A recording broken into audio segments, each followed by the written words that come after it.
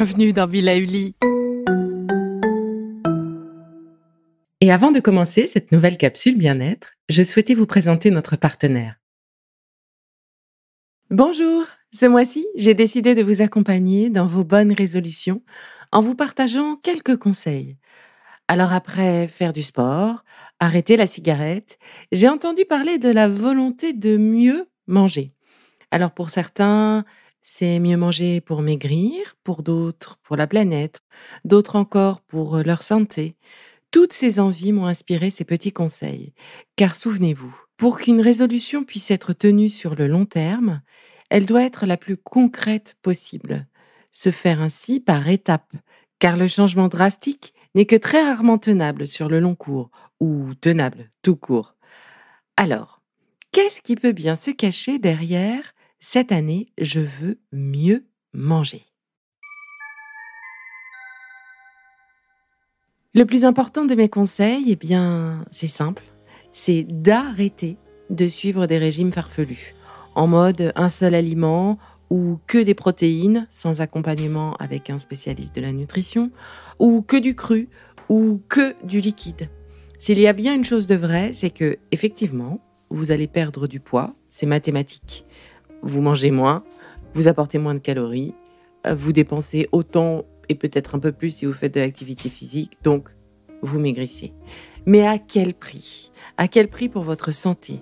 Et surtout, vous mettez le doigt dans un engrenage qui n'est vraiment pas bon, car la frustration est tellement grande que la reprise de poids est toujours plus forte que la perte. C'est le fameux effet yo-yo.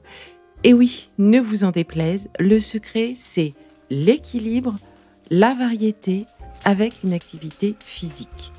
Et quand c'est nécessaire, l'accompagnement d'une diététicienne nutritionniste comme moi par exemple, pour réapprendre les bons réflexes et adapter les conseils à vos habitudes, à vos contraintes et à vos envies.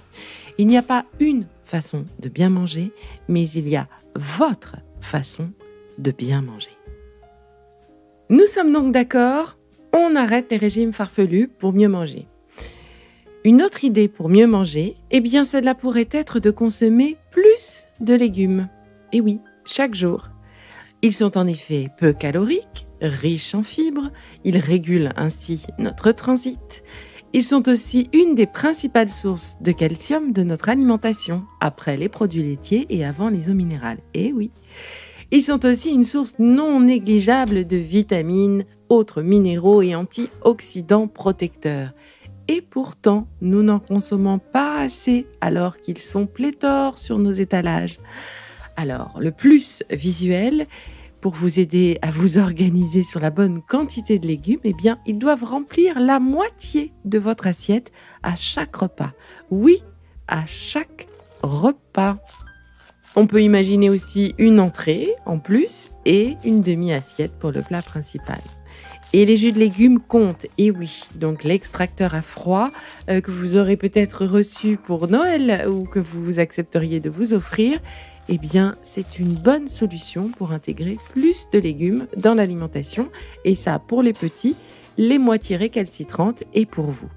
Et puisque les légumes possèdent tous une composition nutritionnelle différente, l'idéal c'est d'essayer de varier les couleurs et n'hésitez pas de vous inspirer des listes de légumes de saison.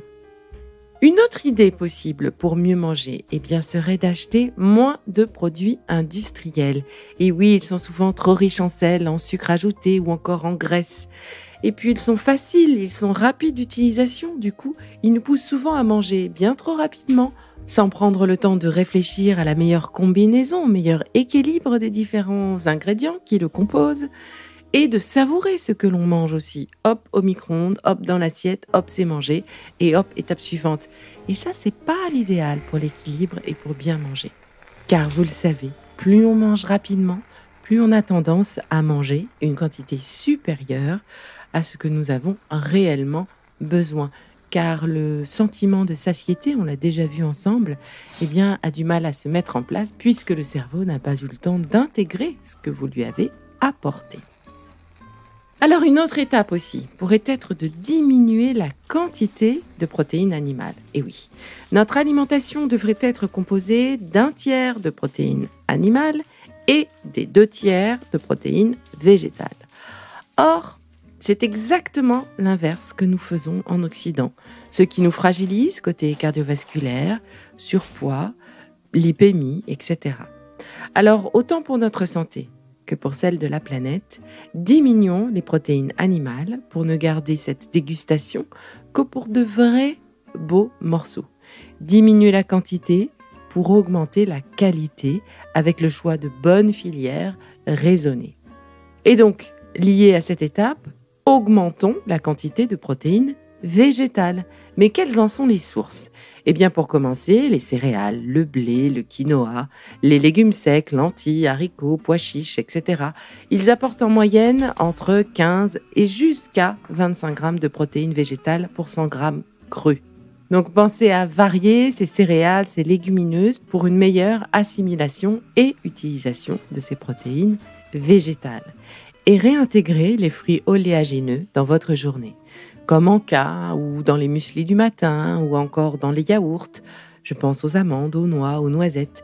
Ils contiennent entre 15 et 25 grammes de protéines végétales aux 100 grammes et en plus, ils nous apportent de bons acides gras protecteurs.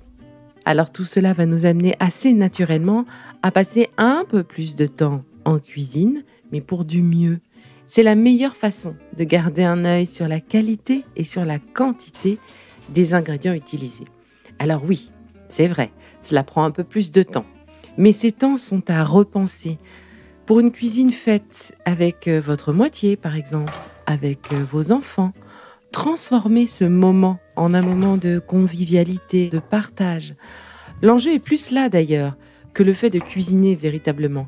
Car si on s'amuse pendant ce moment, si ce moment nous plaît, eh bien il n'est plus une corvée et cela devient un vrai moment partagé de plaisir, d'échange, de discussion, d'au moins 30 minutes effectivement, hors tout écran, hors tout message, hors toute autre pollution. Pas besoin de se mettre une vidéo de relaxation, juste découper ses légumes. Ben oui, parfois ça peut suffire. Vous êtes un mauvais cuisinier ? Eh bien, c'est en faisant que l'on apprend. Vous n'avez pas appris à marcher du premier coup, il me semble.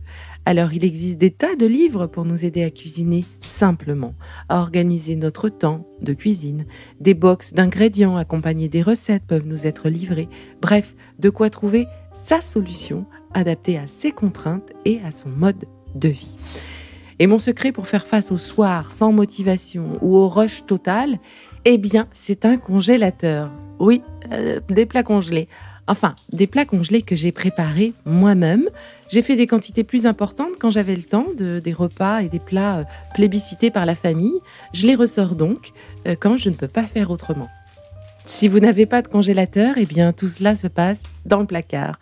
Enfin, on appelle ça un fond de placard bien garni. C'est-à-dire l'idée d'avoir toujours dans votre placard de bonnes conserves. Il existe aujourd'hui de très belles conserves, de légumes, de poissons. Vous pouvez également compléter avec des légumes secs, avec du lait de coco, avec des épices bien choisies. Tout cela pour vous permettre de réaliser des plats minutes, bons en saveur, équilibrés et variés.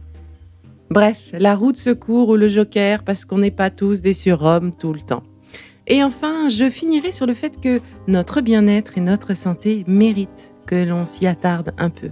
C'est bon pour notre avenir, donc aller voir un professionnel quelques séances pour intégrer de meilleures habitudes dans son quotidien, cela peut valoir le coup plutôt que de faire n'importe quoi ou de se mettre des challenges trop violents.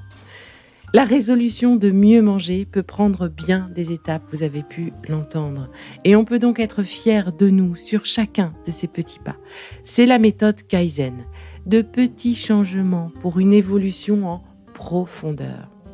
Alors je vous laisse y réfléchir parce que cette méthode Kaizen s'adapte à tous les objectifs et donc à toutes nos bonnes résolutions. Essayez de déplier en de multiples étapes vos bonnes résolutions, si vous en avez, ou si vous en avez formulé. Alors je vous laisse y réfléchir et comme toujours, je suis à votre disposition pour des conseils ou des échanges sur Insta @BeLivelyLife et je vous dis à tout vite pour la suite des épisodes sur les bonnes résolutions, comment les tenir, sont-elles vraiment utiles ? Et en attendant de se reparler, prenez soin de vous.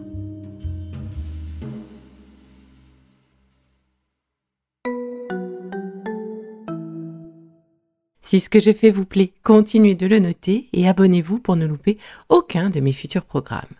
Et entre chaque podcast, vous pouvez aussi me retrouver sur mon compte Instagram @BeLivelyLife parce que la vie se vaut d'être vibrante. Et en attendant la prochaine capsule, surtout, continuez de prendre soin de vous car c'est bon pour tout le monde.